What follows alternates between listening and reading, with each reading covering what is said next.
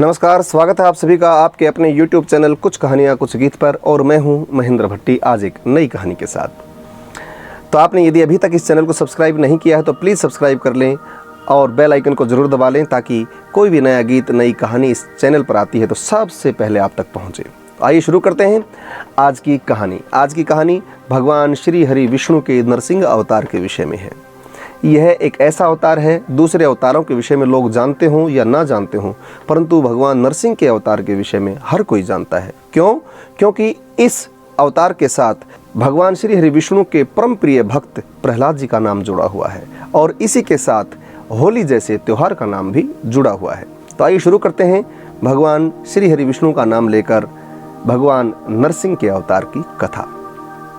हिरण्याक्ष और हयग्रीव के वध के पश्चात दैत्यों की माता दिति और हिरण्याक्ष की पत्नी भानुमति तथा पूरा परिवार अत्यंत दुखी हुआ। वो सब प्रतिशोध की ज्वाला में धधक रहे थे, प्रतिशोध की ज्वाला में जल रहे थे। हिरण्यकशिपु ने किसी तरह से भानुमति और अपनी माता को तो शांत कर दिया, परंतु वह स्वयं को शांत नहीं कर पाया। उसके मन में देवताओं और भगवान विष्णु के प्रति ईर्ष्या और गहरी होती चली गई और उसके मन में प्रतिशोध की ज्वाला धधकने लगी। फिर तो उसने निश्चय किया कि तपस्या करके कोई ऐसी शक्ति प्राप्त की जाए कि त्रिलोक में उनका राज्य निष्कंटक हो जाए और हम अमर हो जाएं। निश्चय करके उसने मंदराचल की घाटी में जाकर घोर तप करना शुरू किया, जिससे सभी देवलोक तप्त हो गए, क्योंकि उसकी तपस्या बहुत ही कठिन थी। देवता यह सब देखकर घबरा गए और वो भगवान ब्रह्मा जी के पास गए। ब्रह्मा जी के पास जाकर उन्होंने प्रार्थना की कि हे प्रभु, हिरण्यकशिपु घोर तप कर रहा है, जब आप वहां जाएं तो उसको अमरता को छोड़कर और कोई भी वरदान दे दें, अमरता का वरदान उसको ना दें। परंतु ये बात तो ब्रह्मा जी भी जानते थे कि यदि हिरण्यकशिपु को अमरता का वरदान दे दिया गया तो वह और भी ज़्यादा शक्तिशाली हो जाएगा, वह अमर हो जाएगा, वह देवताओं पर विजय प्राप्त करता रहेगा और संपूर्ण सृष्टि में धर्म का लोप हो जाएगा। इसलिए ब्रह्मा जी ने उनकी प्रार्थना स्वीकार की और देवताओं को जाने के लिए कहा। अब जब हिरण्यकशिपु का तप पूरा हुआ, उसकी तपस्या पूरी हुई, तो ब्रह्मा जी प्रकट हुए। ब्रह्मा जी ने उनसे कहा कि हे पुत्र, मैं तुमसे प्रसन्न हूँ, मांगो क्या मांगते हो। तो हिरण्यकशिपु ने एक ही वरदान मांगा कि हे भगवान, मुझे केवल और केवल अमरता का वरदान दीजिए, अमरता का वरदान दीजिए, ऐसा वरदान दो कि मैं कभी मर ही न पाऊँ। परंतु ब्रह्मा जी ने कहा कि हे हिरण्यकशिपु, यह सृष्टि के नियम के विरुद्ध है, मैं आपको सृष्टि के नियम के अनुरूप ही कोई वरदान दे सकता हूँ, आप इस वरदान को छोड़कर कोई और दूसरा वरदान मांग लीजिए। तो हिरण्यकशिपु ने कहा कि यदि ऐसी बात है तो मुझे ऐसा वरदान दो कि मैं घर के भीतर मरूं न बाहर मरूं, दिन में मरूं न रात में मरूं, आपके बनाए हुए किसी भी प्राणी से मेरी हत्या ना हो, न मैं किसी अस्त्र शस्त्र से मरूं, न मैं पृथ्वी पर मरूं, न मैं आकाश में मरूं, युद्ध में कोई भी मेरा सामना नहीं कर पाए, और जिस प्रकार आपकी कीर्ति है, जिस प्रकार देवताओं का यश है, मुझे भी इसी प्रकार की कीर्ति और यश प्राप्त हो। ब्रह्मा जी ने उसको एवमस्तु कहा, तथास्तु कहा और अंतर्ध्यान हो गए।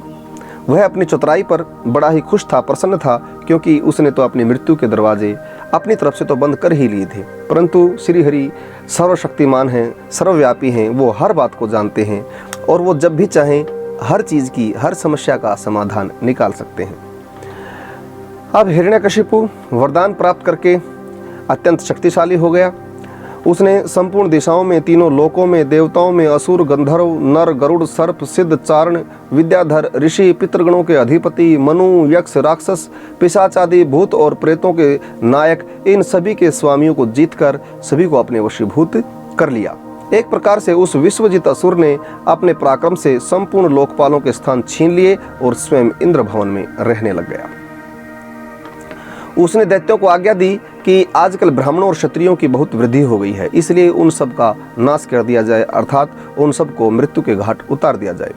जो लोग तपस्या, यज्ञ, हवन, व्रत, स्वाध्याय और दान आदि शुभ कर्म कर रहे हैं, उन सब को मार डालो, क्योंकि विष्णु की जड़ है द्विजातियों का कर्म और धर्म, और यही धर्म का आश्रय है। दैत्यों ने वैसा ही किया, परंतु जहाँ त्रिलोक में हिरण्यकशिपु का पाप फैल रहा था, उसी की नाक के नीचे, उसी के घर में भगवान श्री हरि विष्णु का परम भक्त जन्म लेने वाला था। उसकी पत्नी कयादु गर्भ से थी, गर्भवती थी और उधर देवताओं के राजा इंद्र हिरण्यकशिपु से ईर्ष्या करते थे, वे भी उसका नाश चाहते थे। इसलिए इंद्रदेव ने कयादु को बंधक बनाने का निश्चय कर लिया। उसने सोचा कि मैं कयादु को बंधक बनाकर उसकी हत्या कर देता हूं, जिससे उसके गर्भ में पल रहे बच्चे का भी अंत हो जाएगा और इसी के साथ हिरण्यकशिपु का वंश भी और उसका अंश भी समाप्त हो जाएगा। तो उसने कयादु को बंधक बनाया और वह अपने साथ उसको ले ही जा रहे थे कि रास्ते में नारद मुनि जी मिल जाते हैं। नारद मुनि जी ने कहा कि हे देवराज, आप भी पाप कर रहे हैं। आप नहीं जानते कि कयादु गर्भ से है और गर्भवती नारी की हत्या करना सबसे बड़ा पाप माना गया है। और शायद आप तो ये भी नहीं जानते कि कयादु के गर्भ में भगवान श्री हरि विष्णु का परम भक्त है। जब देवराज इंद्र ने ये बात सुनी तो देवराज इंद्र शर्मिंदा हुए। उन्होंने कयादु से भी और नारद मुनि जी से भी दोनों से क्षमा मांगी, परंतु कहने लगा कि अब मैं इसको हिरण्यकशिपु के भवन में छोड़कर कैसे आऊं। नारद मुनि जी ने कहा कि आपको इसकी आवश्यकता नहीं है, कयादु मेरे पास रहेगी। जब तक बच्चे का जन्म नहीं होता तब तक कयादु मेरे आश्रम में ठहरेगी। और ऐसा ही हुआ। नारद मुनि जी कयादु को लेकर अपने आश्रम में लेकर गए और उसको भगवान श्री हरि विष्णु की कथाएं सुनाई, उनकी लीलाएं सुनाई। भगवान श्री हरि विष्णु की स्तुति करते थे और भगवान के भजन में जब नारद मुनि जी बैठते तो कयादु उस भजन को सुनती। परंतु कई बार रात्रि में वो भगवत लीलाएं सुनते सुनते सो जाती थी, परंतु उनके गर्भ में जो बच्चा पल रहा था वह सारी चीज़ें सुनता रहता था, सारी बातें सुनता रहता था। नारद मुनि जी की सभी वाणियाँ वो सुनता रहता था। ये बात तो वैज्ञानिक भी सिद्ध कर चुके हैं कि जब गर्भ में बच्चा होता है तो माँ जो कुछ भी करती है, जो कुछ भी खाती है, जो कुछ भी सुनती है, जैसा वह करती है, उसका पूरा असर बच्चे पर पड़ता है। ठीक वैसा ही असर कयादु के बच्चे पर भी पड़ा और वह बच्चा जब पैदा हुआ तो उसका नाम प्रहलाद रखा गया। प्रहलाद बचपन से ही भगवतनिष्ठ था। वह भगवान विष्णु में गहरी आस्था रखता था और वह भगवान भजन में ही लगा रहता था। ऋषि मुनियों के बच्चों के साथ बैठकर वह सब बच्चों को भक्ति का ज्ञान देता था और भगवान श्री हरि विष्णु के विषय में चर्चाएं करता था। अब वह बच्चा धीरे धीरे बड़ा हुआ तो हिरण्यकशिपु उसको अपने महल में ले आए। बाकी सभी बच्चे हिरण्यकशिपु को भगवान मानते और वह श्री हरि विष्णु को भगवान मानता। वह सभी बच्चों को भगवत भक्ति का पाठ सिखाता और उनको समझाता कि जो भी भगवान है वो सिर्फ और सिर्फ विष्णु भगवान हैं, स्वयं श्री हरि नारायण हैं, वो सृष्टि के संचालक हैं। मेरे पिता श्री हिरण्यकशिपु भगवान नहीं हैं, क्योंकि हिरण्यकशिपु ने तो स्वयं को भगवान घोषित कर रखा था। उसने संपूर्ण त्रिलोकों में ये कह रखा था, यह घोषणा करवा रखी थी कि मेरे अलावा इस संपूर्ण सृष्टि में कोई भी भगवान नहीं है और जो भी किसी दूसरे को भगवान मानता अर्थात भगवान श्री हरि विष्णु की स्तुति करता या देवताओं को मानता तो उसका वह वध करवा देता। तो स्वयं को भगवान मानने वाला हिरण्यकशिपु अपने ही घर में अपने पुत्र के मुख से भगवान श्री हरि विष्णु का नाम नहीं सुन पाया। जिस दिन उसको पता चला कि यह भगवान विष्णु का भक्त है तो उसने उसे खूब समझाने का प्रयास किया। दैत्यों को बुलाकर उसने कहा कि इसको डराकर, धमकाकर, पढ़ाकर, किसी भी तरह से समझाकर इसको ये बताइए कि यहाँ केवल और केवल मैं ही भगवान हूँ, यह विष्णु का स्मरण करना छोड़ दे। परंतु वह बालक तो भगवतनिष्ठ था, स्वयं को भगवान विष्णु के समर्पित कर चुका था। वह किसी की बात मानने के लिए तैयार नहीं था। जो भी उसे सिखाता वह उसी को भगवत भक्ति का पाठ सिखाने लग जाता। अब सभी दैत्यों ने उसको डराने की भी कोशिश की। संबरासुर एक दैत्य था, उसने बहुत कोशिश की, काफ़ी प्रयास किया। उसको पर्वतों से नीचे गिराकर मारने की चेष्टा की गई, जहरीले सर्पों से डसवाकर उसको मारने की कोशिश की गई, अस्त्र से, शस्त्र से, हाथियों से कुचलवा कर हर प्रकार का प्रयास किया गया, परंतु भक्त प्रहलाद को वो नहीं मार सके। एक दिन हिरण्यकशिपु की बहन होलिका कहने लगी कि भैया मुझे ब्रह्मा जी से वरदान प्राप्त है, मैं अग्नि में नहीं जल सकती, इसलिए मैं प्रहलाद को अपनी गोद में लेकर अग्नि में बैठ जाऊंगी। मैं तो नहीं जलूंगी क्योंकि मुझे वरदान प्राप्त है, परंतु आपका ही ये शत्रु अवश्य ही मर जाएगा। हिरण्यकशिपु ने आदेश दे दिया। अब चिता बनाई गई, चिता में आग लगाई गई और होलिका स्वयं भक्त प्रहलाद को अपनी गोद में लेकर बैठ गई और भक्त प्रहलाद विष्णु भगवान का नाम जपता रहा। ओम भगवते वासुदेवाय नमः, ओम भगवते वासुदेवाय नमः, ओम भगवते वासुदेवाय नमः। अब इधर भक्त प्रहलाद भगवान विष्णु का नाम जप रहा था और उस तरफ होलिका आग में जलने लग गई। ब्रह्मा जी का वरदान निष्फल हो गया।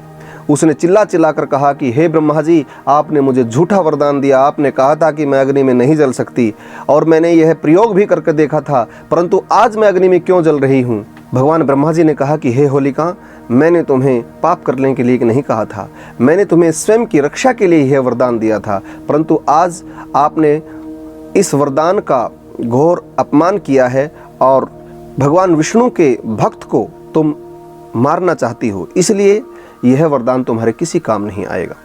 तुम याद करो कि जब मैंने तुम्हें वरदान दिया था तो उस वक्त यह भी कहा था कि यदि तुम इस वरदान का दुरुपयोग करोगी तो यह वरदान तुम्हारे किसी काम नहीं आएगा।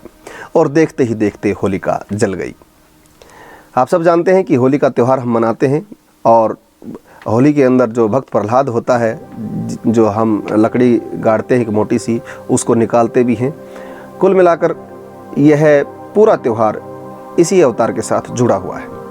खैर, अब आगे चलते हैं। अब जब होलिका जल गई तो हिरण्यकशिपु अत्यंत क्रोध से भर गया। उसने स्वयं ही प्रहलाद को मारने का निश्चय कर लिया। उसने प्रहलाद को अपने सामने प्रस्तुत होने के लिए कहा। प्रहलाद अपने पिताश्री के पास राजभवन में गया और कहा कि हे पिताश्री, बताइए मेरे लिए क्या आज्ञा है।